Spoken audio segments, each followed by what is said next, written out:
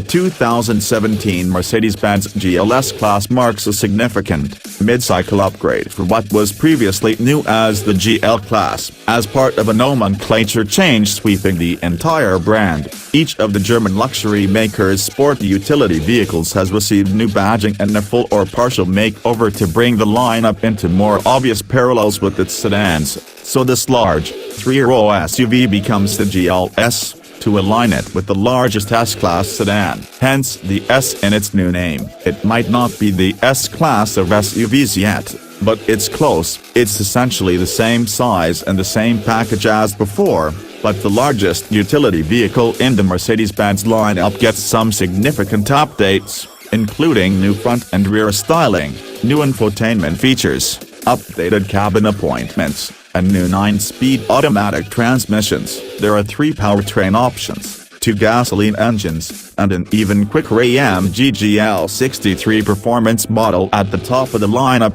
Last year, a diesel-powered GL350D was available, but it's unclear if that version will ever return to the States. The updated front-end appearance falls right into line with those of other current Mercedes-Benz vehicles. The front-end look is bolder up at the top, more emphatic is a good way to put it, with a large 3-pointed star, a chunkier grille with 2 bar wings on either side of a larger 3-pointed star, and a more drawn-back look to the air dam, plus fenders that are more expressively sculpted. Inside, the refresh is modest but noticeable. The infotainment screen now stands atop the middle of the dash, as it is in many other models from the brand, although it's not quite the complete, cohesive, flowing remake that's been given to the C-Class sedans and their GLC-Class crossover counterparts. Finishes have been upgraded, including several new upholstery options, and the general ambience of the cabin is a step up. Starting at the bottom of the lineup,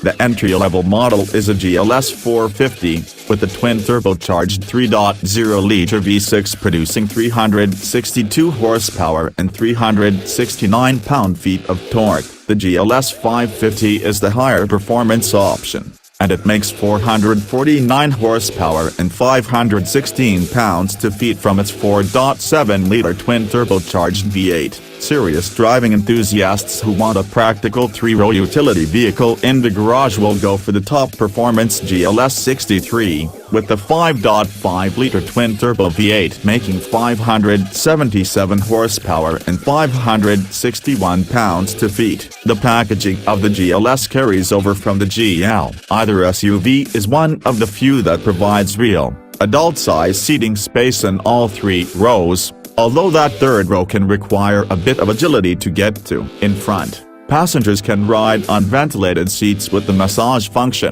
The 2nd row seats can be heated and folded down with optional power assistance. The best trick these models have is their flip and fold feature. The power folding 3rd row seats stow for more cargo space, giving almost 100 cubic feet with 2nd and 3rd rows folded down, not quite as much as a long wheelbase Escalade, but for considerably better for passengers who aren't riding atop a live rear axle. Mercedes continues to offer an off-road engineering package in the GLS that boosts ride height from the usual 8.5 inches up to a full foot. Tow ratings haven't been released yet either, yet the outgoing GL can pull up to 7,500 pounds. The GLS arrives with a great set of safety credentials, although no crash test results from either the US or the NHTSA. It carries over with much of the same underpinnings as its GL predecessor, and that model has an excellent real-world record for occupant protection. Standard safety gear on the GLS-Class includes a rear-view camera system,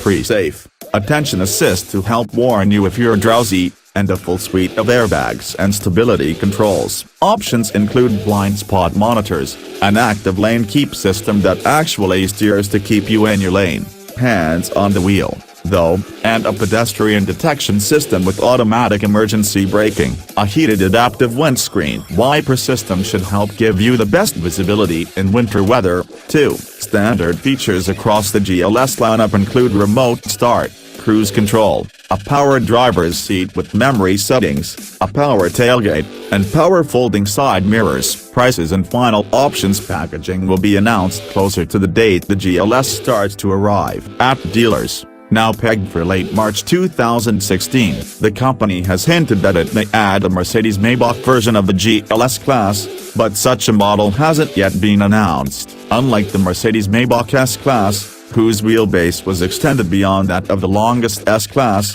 a GLS in Maybach trim would likely have the same dimensions, but considerably more luxury to let it compete with the ultra-luxe Range Rover SV Autobiography series. Such a model likely won't arrive for a year or two.